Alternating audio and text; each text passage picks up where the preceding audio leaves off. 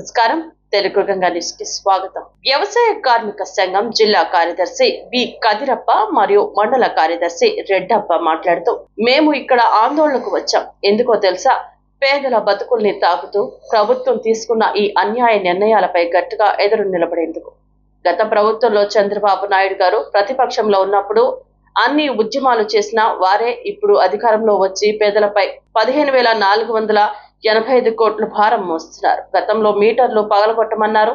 ఇప్పుడు అదే మీటర్ల ద్వారా అదే సౌలభ్యం పేరుతో వసూలు చేస్తున్నారంటే ఇది ప్రజలతో మోసం కాదా? మా డిమాండ్ స్పష్టంగా చెప్పాలి.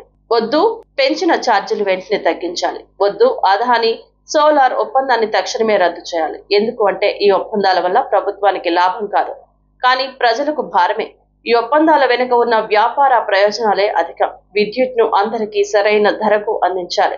పేద ప్రజల శ్రమ మీద, కార్మికులు రక్తం మీద దోచుకునే పాలసీలను మేము ఎప్పుడూ అంగీకరించము. మేము కోర్టులో కూడా పోరాడతాము, మీతో కూడి వీధుల్లో కూడా పోరాడతాము.